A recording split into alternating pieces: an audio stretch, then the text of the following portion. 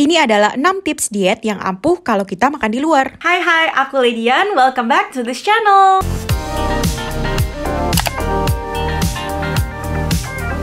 Libur akhir tahun sebentar lagi nih, pastinya kita banyak nih makan di luar sama teman-teman, sama keluarga. Untuk beberapa dari kita mungkin ini hal yang sangat seru nih, karena kita bisa makan di luar, sosialisasi sama teman-teman dan keluarga, bisa coba makanan baru, dan istirahat dulu nih untuk masak-masak di rumah. Tapi ada juga yang dari kita merasa cemas, merasa takut, dan bingung nih mau makan apa sih di luar. Jadi ini hal yang sama saat aku mengalami eating disorder dulu. Jadi aku suka bingung nih makan apa di luar, harus memilih yang mana, dan takut nih dijudge dan kritik sama orang-orang sekitar. Dan pastinya kita mau dong nikmatin momen-momen bersama keluarga, teman, atau pacar. Tips yang pertama, pastikan sebelum kita pergi jangan terlalu lapar. Nah, ada berapa dari kita yang suka nggak makan nih seharian dan tunggu nanti pas kita mau pergi makan. Tujuannya sih agar kalorinya nanti nggak kelebihan. Tapi dengan melewatkan makan atau makan terlalu sedikit nih sampai nanti kita pergi, akan membuat tubuh kita menjadi stres. Dan akhirnya memberi sinyal ke tubuh kita kalau kita benar-benar lapar.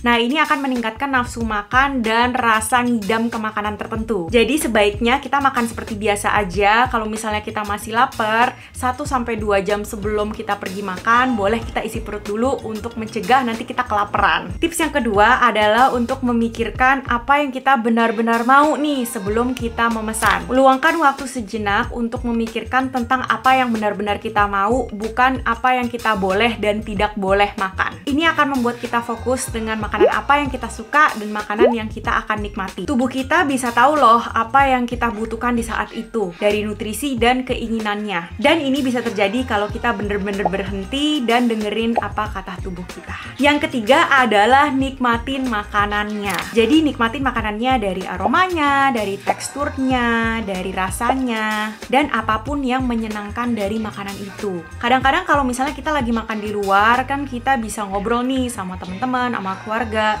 Terus tanpa kita sadari, makanan kita udah habis deh. Dan akhirnya kita lupa nih apa rasa dari makanan tersebut. Nah, salah satu cara agar tubuh kita itu tahu kalau dia kenyang dan ngerasa puas adalah dengan menikmati makanannya dari sisi teksturnya, aromanya, dan rasanya. Dari suapan pertama sampai nanti kita kunyah dan menelan makanan tersebut. Dan dengan cara ini juga tubuh kita akan tahu, oh kita lagi makan nih, dan dia akan mencerna makanan tersebut dengan baik. Tips yang keempat adalah imbangi pilihan makanan yang kita pesan. Pilihlah makanan yang mengandung sayur-sayuran dan juga protein. Kalau misalnya nggak ada sayur-sayuran, bisa diganti dengan buah juga.